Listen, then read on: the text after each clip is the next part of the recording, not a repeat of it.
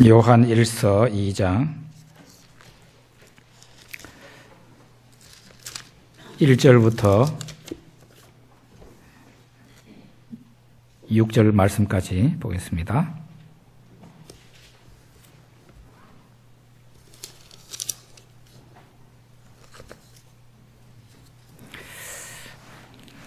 우리 천천히 같이 읽겠습니다. 나의 자녀들아, 내가 이것을 너희에게 쓰면 너희로 죄를 범하지 않게 하려 함이라. 만일 누가 죄를 범하여도 아버지 앞에서 우리에게 대언자가 있으니 곧 의로우신 예수 그리스도시라. 그는 우리 죄를 위한 화목제물이니 우리만 위할 뿐 아니요 온 세상의 죄를 위하심이라. 우리가 그의 계명을 지키면 이로써 우리가 그를 아는 줄로 알 것이요 그를 아노라 하고 그의 계명을 지키지 아니하는 자는 거짓말하는 자요 진리가 그 속에 있지 아니하되 누구든지 그의 말씀을 지키는 자는 하나님의 사랑이 참으로 그 속에서 온전하게 되었나니 이로써 우리가 그의 안에 있는 줄을 아노라. 그의 안에 산다고 하는 자는 그가 행하시는 대로 자기도 행할지니라. 아멘.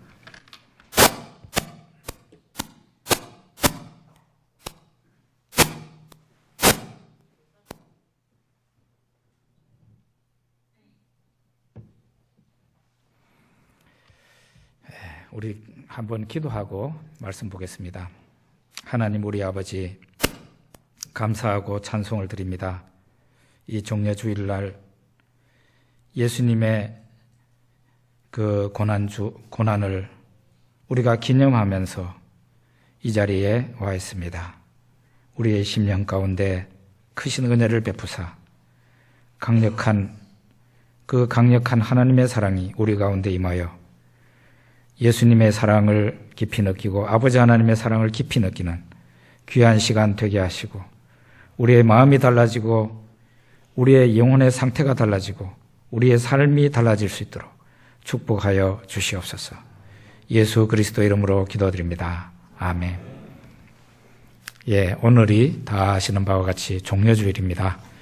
예수님께서 나귀를 타시고 예루살렘에 입성하실 때 사람들이 자기네들 겉옷을 벗어서 길바닥에 깔고 종려나무 가지를 흔들면서 환영했다 해서 종려주일이라고 그렇게 얘기를 합니다. 예수님께서 예루살렘에 입성하시면서 거듭 말씀하시는 것이 있는데요. 그건 뭔가 하면은 인자가 예루살렘에 올라가노니 대제사장들과 장로들과 서기관들에게 버림바가 되고 정죄를 당하고 이방인들에게 넘겨져야 하겠고 죽임을 당해야 하겠고 3일 만에 다시 살아나야 한다 하고 표현했습니다. 그렇게 말씀하셨어요. 성경 원어를 보면 좀 더 실감이 나는데 제가 영어를 보니까 어떤 영어는 will로 번역을 했고요. 조금 오래된 번역은 shall로 번역을 했던데 그것보다도 원문을 진짜로 제대로 의미 있게 번역하려면 must로 번역을 해야 됩니다. 예루살렘에 올라가서 되어지는 일들을 하나님이 이미 정하신 일이고 예수님은 그 하나님이 정하신 시나리오에 따를 수밖에 없다는 것을 말씀하고 있는 겁니다. 버림바가 된다. 버려져야 된다. 그리고 이방인들에게 넘겨져야 된다. must. 죽임을 당해야 된다. 당할 것이다가 아니고 당하게 돼 있다는. 그리고 3일 만에 다시 살아나게 되어 있다. 우리 예수님이 이렇게 단언을 하셨습니다. 이 말씀처럼 예수님은 예루살렘에 입성하셨고 거듭 말씀하신 대로 고난을 받으셨고 십자가에 못 박혀 죽으셨고 그 죽으신 지 3일 만에 다시 살아나셔서 예수님 말씀하신 대로 되었습니다. 자, 그러면 예수님께서 왜 십자가에서 죽으셨는가? 이런 말씀은 매주 우리 교회에서뿐만 아니라 매주 하나님의 교회에서는 계속 반복되듯이 외치는 바인데 왜 예수님이 죽으셨나? 그것은 바로 우리도 아닌 나의 죄 때문에 죽으셨다. 그렇게 말을 할 수 있습니다. 1절에 보면은 나의 자녀들아 내가 이것을 너희에게 쓰면 너희로 죄를 범하지 않게 하려 함이라. 죄를 지으면 안 된다는 것이죠. 죄를 지으면 안 된다. 왜 죄를 지으면 안 되는가? 두 가지 이유를 얘기할 수 있겠습니다. 첫째로 인간적인 측면에서, 인간적인 관점에서 생각할 때 죄를 지으면 안 된다. 왜냐하면 죄라는 것은 사람을 파멸시키니까요. 죄는 마약과 같습니다. 어떤 죄는 일시적으로 쾌락과 기쁨을 주는 죄도 있습니다. 그렇지만은 그 죄는 반드시 그 죄 지은 사람을 파멸시키게 돼 있어요. 사람이 조그만한 죄라도 짓게 되면은 그 죄는 다른 죄를 물고 옵니다. 그래서 더 큰 죄로 발전하게 되고 다른 죄로 나가는 통로가 돼버리고 말아요. 그래서 죄라는 것은 아무리 작은 죄를 할지라도 죄를 지으면은 100% 인간에게, 우리에게 좋지 않은 결과를 가져다 줍니다. 그래서 죄를 지으면 안 되는 이유가 그 죄는 나를 파멸시키기 때문에. 두 번째로는 하나님의 관점에서 한번 보자고요. 죄라는 것은 마귀의 창조물이에요. 죄는 마귀의 장작품입니다. 그래서 마귀에게서 나왔기 때문에 결국은 죄는 어떤 죄든지 마귀적이고 하나님과는 원수관계입니다. 원수가 됩니다. 그래서 하나님은 이 죄라는 것을 극도로 싫어하시는 거예요. 그래서 이 극도로 싫어하는 죄를 없이 하기 위해서 하나님의 아들을 이 세상에 보내셨고요. 그 하나님의 아들이 십자가에서 죽으셔야만 되도록 하나님이 그런 길로 인도하셨어요. 왜 그렇게 했느냐? 하나님이 죄를 극도로 싫어하셔서 이 죄를 없이 하시고 특별히 선택받은 자, 여러분과 제 안에 있는 죄를 없이 하기 위해서 이렇게 하신 거거든요. 예, 이런 일이 죄 때문에 일어났는데, 예수님이 죽는 그런 일이 죄 때문에 일어났는데 죄를 지으면 어떻게 되겠어요? 안 되죠. 안 되죠. 그러나 어떻습니까? 여러분이나 저나 연약함을 고백하지 않을 수가 없는데 죄를 짓습니다. 예. 어떨 때는 우리 자신이 죄를 지어놓고 참 밉죠. 예. 내가 이거밖에 안 되나. 예? 그런 생각이 들죠. 거기 1절에 한 번 더 읽어보면 나의 자녀들아 내가 이것을 너희에게 쓰면 너희로 죄를 범하지 않게 하려 함이라. 그 다음이 중요해요. 만일 누가 죄를 범하여도 하나님 앞에서 우리에게 누구가 있다고? 대언자가 있으니 곧 의로우신 예수 그리스도시라. 하나님 앞에 우리가 만일 죄를 짓는다고 할지라도 우리를 대신해서 하나님 앞에 말을 해줄 분이 있는데 바로 예수 그리스도 그분이시다. 우리가 예수를 믿어도 죄를 짓습니까? 안 짓습니까? 짓습니다. 예. 사실은 그 사람이 진실로 예수님을 믿는 사람이라면 죄 짓는 거를 자기가 죄를 짓지만은 즐거워하지 않아요. 기뻐하지 않아요. 내가 정말 이거밖에 안 되나 그런 생각을 한다고요. 예. 우리는 죄를 많이 버렸지만은 아직도 우리 안에 많은 죄가 우리를 괴롭힙니다. 신앙이 성숙됐다. 그 사람 신앙이 많이 성장됐다는 것은 무엇을 의미합니까? 그 사람 안에서 예전에 많이 들어앉아서 그 사람을 괴롭혔던 그 죄가 많이 빠져나갔다는 것을 의미하는 거예요. 만약에 그게 되지 않았다면은 성경을 아무리 읽어도 기도를 많이 해도 그 사람은 신앙이 성숙됐다고 볼 수는 없어요. 아직도 우리 안에는 많은 죄가 우리를 괴롭히고 하나님을 실망시키죠. 그렇지만 우리가 죄를 지을 때 예수를 믿지 않는 사람들이 죄를 짓는 것하고는 많이 다른 게 있는데 그게 뭔가 하면 여러분과 제가 죄를 지을 때에 예수님은 여러분과 제 죄를 위한 대언자가 되어주신다. 우리가 지은 죄를 하나님 앞에 나가서 저 사람 죄를 용서해 주세요. 이렇게 말해 주신다는 거예요. 하나님 앞에 우리 대신에 나가서 말씀을 해 주신다는 거죠. 예수 그리스도의 대언 사역으로 말미암아 우리가 우리의 죄를 용서받는 것입니다. 자, 그러면은 우리가 죄를 마음 놓고 지어도 되겠습니까? 용서받을 테니까. 우리에겐 대언자가 계시잖아요. 그러니까 우리가 죄를 짓더라도 어떻게 돼요? 용서받잖아요. 대언자 예수님 때문에. 그럼 우리가 마음 놓고 죄를 지을 수 있습니까?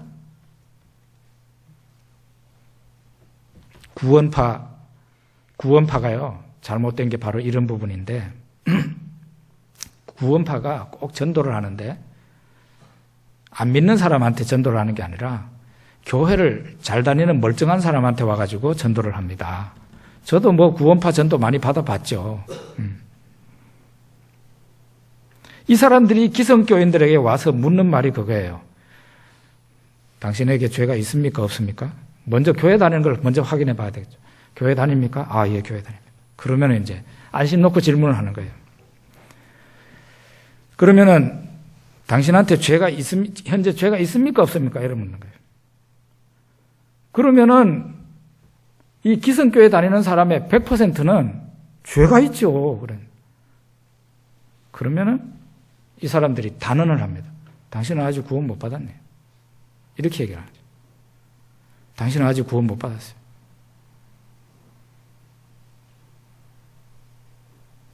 제 여동생 지금은 권사가 됐는데 그 녀석이 고등학교 다닐 때 고등학교 앞에서 구원파 전도를 받았어요. 그래가지고 그 교회 가가지고 이제 대화를 했던가 봐요. 제가 그 얘기를 듣고 화가 나서 이 전도지라고 받아온 걸 가지고 제가 바로 전화를 했어요. 오늘 아무개 만났다면서요. 왜 그렇게 했습니까? 그랬더니 바로 저한테 하는 말이 걔는 구원 못 받았던데요. 그래서 제가 왜 그렇게 생각하십니까? 그랬더니 자기가 아직 죄인이래요. 그러니까 그 구원 못 받은 거예요.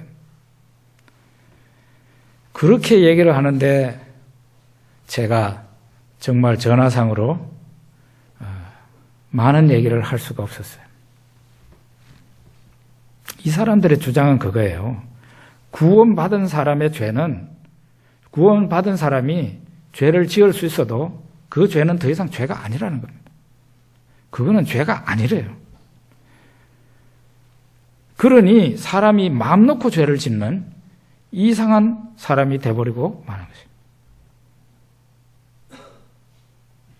예수님이 왜 십자가에서 죽으셨습니까? 예수님이 왜 십자가에서 죽으셨습니까? 첫째, 우리를 죽이기 위해서 십자가에서 죽으셨어요. 로마서에 나오지 않습니까? 예수님이 왜 십자가에서 죽으셨나? 예수님이 우리를 죽이기 위해서 십자가에서 죽으셨어요. 갈라디아서 2장 20절 말씀도 있죠. 예수님은요, 십자가에서 죽으실 때 혼자서 죽지 않았어요. 믿는 우리 모두를 다 끌어가지고 와가지고 같이 십자가에 달리셨어요. 여러분과 저는 옛사람이 있었습니다. 예수 믿기 이전에 아담으로부터 타락한 본성을 그대로 이어받은 자연인이라 그럽니다. 어머니 뱃속에서부터 날 때부터 가지고 있는 그 자연인. 그 자연인은 예수 그리스도와 함께 십자가에서 같이 죽은 겁니다. 이렇게 해서 여러분과 저를 죄에서 분리시키기 위해서 예수님이 십자가에서 죽으신 거예요.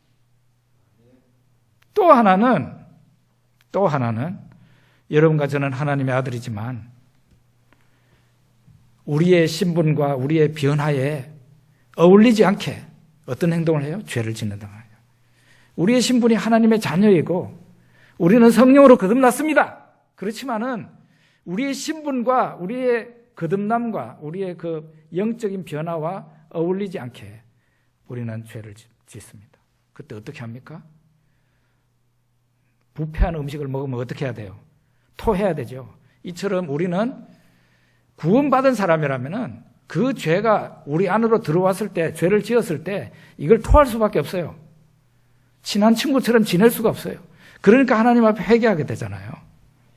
그때에 우리의 회개하는 그 눈물과 음성을 예수님께서 들으시고 하나님 보좌 우편에서 우리를 대신해서 대언자가 되어주시는 거예요.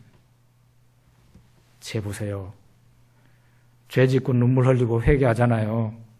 내가 죄를 위해서 죽었잖아요. 이렇게 함으로써 예수님께서 하나님 아버지께서 내가 너를 보고 저 사람의 죄를 용서하노라 이렇게 되는 거죠. 예수 그리스도께서 여러분과 저를 대언해 주기 위해서 십자가에서 죽으신 겁니다. 그래서 우리는 구원파적인 철면피한 그런 사람들과는 거리가 아주 먼 그런 신앙을 가지고 있는 것이죠. 3절과 4절에 보면은 우리가 그의 계명을 지키면 이로써 우리가 그를 아는 줄로 알 것이요. 그를 아노라 하고 그의 계명을 지키지 아니하는 자는 거짓말하는 자요. 진리가 그 속에 있지 아니하되라고 말합니다. 우리가 계명을 구원받았으니까 계명을 내던지고 안 지켜도 됩니까? 오늘 이 본문에서는 하나님의 계명을 지키면 그 사람은 하나님을 아는 사람이고 나는 하나님을 압니다라고 이렇게 말할 수 있지만 하나님의 계명을 어떤 사람이 지키지 않으면서 나는 하나님을 압니다 하면 그 사람은 거짓말하는 사람이다. 진리도 그 사람 속에 없어요. 그리고 하나님을 모르는 사람. 계명이라는 것은 소를 몰고 가는 것하고 똑같다. 소를 몰고 가다가 보면 소를 앞에서 몰지는 않아요. 보통 소를 앞세우고 뒤에서 이렇게 소고삐를 잡고는 이라 하면서 이제 뒤에서 따라가죠. 그런데 이놈 소가 들판을 지나가다가 남의 집에 콩도 순식간에 먹어버리고 남의 집에 그 벼이삭도 그냥 혓바닥만 확 하면은 이만큼이 없어지는 거예요. 그러면 어떻게 합니까? 뒤에 따라가는 고삐를 들고 있는 아이가 확 잡아당깁니다. 그러면 이 코에 그 줄이 연결되어 있거든. 그러니까 코가 콱 하면서 아픈 거예요. 그 덩치 큰 그 소가 꼼짝 못하고 나오게 돼 있어요. 코가 아프기 때문에 꼼짝도 못하고 끌려 나옵니다. 이게 바로 계명의 목적이에요. 계명이 있는 이유. 여러분 하늘나라에 가면 십계명이 있겠습니까? 계명이 있겠습니까? 있을 필요가 없습니다. 왜냐하면 거기는 죄가 존재하지 않아요. 죄라는 것은 여러분과 제가 살아있는 동안에 이 세상에 있을 동안만 이 세상의 주관자가 되어서 있어요. 그런데 우리가 딱 숨이 떨어지고 하늘나라 가는 순간에 우리는 영화라는 것에 도달합니다. 글로리피케이션 해가지고 죄가 없는 상태가 되는 거예요. 그래서 하늘나라에서도 십계명 암송할 필요가 없는 거예요. 죄가 사라지기 때문에 계명이 필요가 없는 거죠. 계명은 우리가 이 세상에 있을 동안만 필요합니다. 우리가 지켜야 할 경계선이죠. 경계선.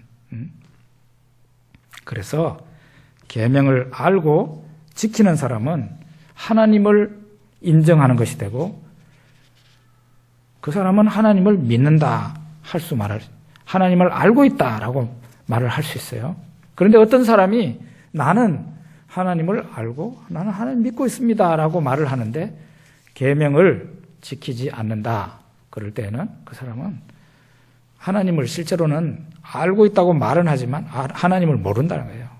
그리고 그 사람은 자기 자신도 속고 많은 사람을 속이고 있는 거죠. 거짓말하고 있는 거죠. 여러분은 하나님의 사랑을 받았습니까? 하나님의 사랑을 받았습니까? 5절에 보면 이런 말씀이 있어요. 누구든지 그의 말씀을 지키는 자는, 이거는 계명을 지키는 것하고 똑같은 말이에요. 누구든지 그의 말씀을 지키는 자는 하나님의 사랑이 참으로 그 속에서 온전하게 되었나니 이로써 우리가 그의 안에 있는 줄을 아노라 하고 말을 하고 있어요. 나는 하나님의 사랑을 받았습니다라고 말할 수 있는 사람은 어떤 사람인가? 나는 하나님의 사랑을 받았습니다. 이렇게 말할 수 있는 사람은 어떤 사람인가? 그 사람은 오늘 이 말씀에 하나님의 말씀을 지키는 자라. 하나님의 말씀을 지키지 않는 사람이 나는 하나님의 사랑을 받았어요. 아니라는 겁니다. 아니다. 하나님의 사랑을 받았으면 하나님의 말씀을 지키게 돼 있는데 하나님의 말씀을 지키지도 않으면서 난 하나님의 사랑을 받았어요? 그거는 아니다는 거죠. 하나님의 계명을 지키는 사람, 하나님의 말씀을 지키는 사람은 나는 하나님의 사랑을 받았습니다. 받고 있습니다. 라고 말할 수 있어요. 이걸 뒤집어서 말을 하면은 우리가 하나님의 사랑을 받았다면 하나님의 사랑이 우리 안에서 역사하셨을 것이고 우리는 계명을 지키는 자가 될 수밖에 없다는 거예요. 여러분 이세돌 구단이 바둑 두는 거 봤습니까? 기계하고 바둑 두는 거 봤습니까? 이 사람이 우리나라에서 전 세계에서 가장 창의적인 바둑을 두는 사람이랍니다. 그래서 구글에서 그 사람하고 대결을 하자고 한 거예요. 세계 최강의 전투력을 과시한다 그러네요. 이 이세돌 구단이 그런데 누구하고 바둑만 두기만 하면은 백전백패래. 누군가 하면은 딸 세림이. 딸 세림이하고 바둑을 두면은 백전백패라네요. 그래서 세림이가 우리 아빠는요, 나하고 바둑 두면은 내가 항상 이겨요. 그런다는데. 이거 딸바보라 그러죠? 딸바보. 딸바보입니다. 하나님의 사랑이 이렇다는 거예요. 하나님은 우리를 너무 끔찍하게 사랑하는 그 사랑으로 인해서 극도의 고통을 선택하셨어요. 하나님이 우리를 너무나 끔찍하게 사랑했기 때문에 말하자면 우리를 위해서 하나님께서 과감하게 져주시는 행동을 취하셨는데 그게 바로 십자가에서 그 아들이 죽게 한 겁니다. 극도의 고통을 선택하셨어요. 왜 그런가? 하나님이 우리를 그만큼 끔찍하게 사랑하셨다는 거죠. 우리를 향한 하나님의 무한한 사랑이 하나님의 아들로 하여금 십자가를 지고 죽을 수밖에 없는 그런 상황으로 가게 했다는 거예요. 그만큼 여러분과 저를 사랑하시는 그 사랑이 끔찍하게 컸다는 것입니다. 예수님이 그 비참하고 그 부끄러운 십자가를 지신 동기가 뭐겠어요? 우리를 향한 무한한 애정과 사랑이었어요. 어떤 분은 이 부분을 설교하면서 성경에 없는 얘기를 하더라고요. 뭔가 하면은 십자가를 지고 막 얻어맞으면서 넘어지면서 십자가에 못이 박히면서 그 순간 예수님이 뭘 생각하셨겠나요? 예수님 속으로 아버지 나를 왜 이렇게 내가 이렇게 저 죄인들을 위해서 죽게 해주심을 감사합니다 하면서 그런 생각으로 충만해 있었다는 거예요. 그렇게 생각해 보니까 성경에는 없는 얘기지만은 예수님이 십자가를 지신 동기가 뭐예요? 내가 예루살렘에 올라가야 되겠다. 정죄를 당해야 되겠다. 그리고 이방인들에게 넘겨져야 되겠다. 그리고 고난을 받아야 되겠다. 십자가에서 죽어야 되겠다. 왜 그런 생각을 하셨는가? 왜 그 길을 가셨습니까? 도망갈 수 있는데도 불구하고. 예루살렘에 안 올라갔으면 그런 일이 없을 거 아니에요. 예루살렘에 올라가면 그런 일이 있다고 하면서 예수님이 뚜벅뚜벅 그 길로 걸어가셨어요. 무엇이 예수님으로 하여금 십자가의 길을 가게 했는가? 그 부끄럽고 창피스럽고 욕된 십자가를 지게 했는가? 무엇이 예수로 하여금 형벌을 받게 했는가? 그것은 예수님이 여러분과 저를 사랑하시는 그 사랑, 우리로서는 도저히 표현할 수 없는 그 어마어마한 사랑이 있었기 때문에 예수님이 그 길을 가신 거라는 거죠.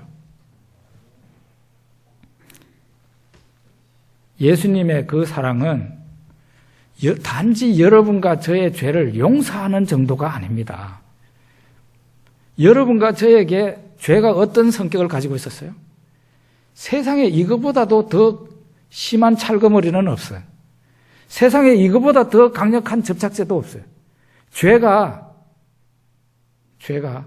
우리가 죽기 전까지는 찰싹 들어붙어가지고 암만 잡아달라 해도 우리들에게서 떨어지지 않는 죄예요. 그리고 심지어는 이 죄가 우리 DNA까지, 우리 내면까지 들어와가지고 우리와 완전히 하나가 됐어요. 화학적인 결합이 돼 있었어요. 이 죄를 여러분과 저에게서 떨구어내기 위해서, 뽑아내고 분리시키기 위해서 예수님이 십자가를 지신 거라고요. 그게 바로 사랑이에요. 여러분과 저에게 붙어있고 심지어는 이 죄가 내면화돼가지고 완전히 우리 자체와 화학적인 결합을 이루고 있었던 이 죄를 갖다가 완전히 지워내고 떨구어내기 위해서 예수님이 십자가에서 지신 거예요. 그게 바로 사랑이라는 거죠. 사랑. 여러분과 저를 그만큼 사랑하셨다.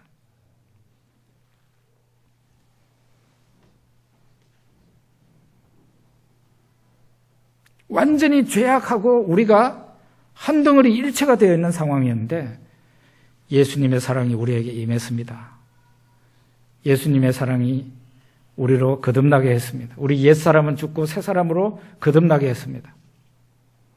그래서 우리로 하여금 더럽고 추한 죄덩어리 인간이 아니라 깨끗한 순백의 천사처럼 우리를 만들기 위해서, 순백의 천사처럼 만들기 위해서 예수님이 십자가의 길을 가신 거예요. 하나님의 애정과 하나님의 열심이 여러분과 저를 변화시켜 놓고야만 것입니다. 여러분과 제가 변화되었다면 그것은 하나님의 사랑이 우리에게 임한 거라는 거죠. 하나님의 사랑이 여러분과 저를 그렇게 변화시켰다는 것이에요. 우리가 변화되지 않았다면 아직 우리에게는 하나님의 사랑이 나타나지 않았다는 것을 의미한다는 거죠. 나는 하나님의 사랑을 받았어요. 뭘 가지고 증명할 거예요? 감정요? 그것만으로 충분하지 않다는 거예요. 그렇게 느끼고 있다고요? 그것만으로 충분하지 않다는 거예요. 당신은 계명을, 하나님 말씀을 지키고 있나요? 그렇게 물을 수밖에 없다. 지키고 있다면 당신에게는 하나님의 사랑이 헛되지 않았군요. 말할 수 있다는 거예요. 우리가 하나님의 말씀, 하나님의 계명을 지키는 사람이 될 때 드디어 우리도 나는 하나님의 사랑을 받았습니다 라고 말할 수 있다는 것입니다. 이 고난주간에 무엇을 생각해야 되겠습니까? 혹시 예수님의 사랑을 제대로 못 받았다. 왜냐하면 내가 아직 계명을 제대로 지키지 않고 있다. 그렇다면은 예수님의 사랑을 제대로 받아야 되지 않겠습니까? 여러분이 이 고난주간에 예수님의 사랑, 하나님의 그 강력한 열심히 동반한 마침내 우리에게서 죄를 떨구어 내고야만은 그 하나님의 강력한 사랑을 체험할 수 있기를 바라요. 그런데 다행스럽게도 나는 100% 완벽하지는 않지만 그래도 하나님이 걸어가라고 하는 그 노선에 서 있고 하나님 말씀을 준행하고자 하는 그 자리에 서 있습니다. 나는 하나님의 말씀을 지키는 자의 그 대열에 서 있습니다라고 말을 한다면 여러분은 하나님의 사랑을 받은 사람들입니다. 감사하십시오. 하나님의 애정과 하나님의 그 어마어마한 사랑이 여러분을 변화시킨 겁니다. 그래서 더 이상 죄에 머무르면 안 되죠. 혹시나 우리가 우리의 신분과 우리의 변화에 걸맞지 않게 죄를 짓는다 할지라도 우리에게는 대언자가 계시니 우리를 위해서 십자가에서 죽으시고 부활하신 예수 그리스도, 그분이 바로 대언자이시다. 우리 기도하겠습니다.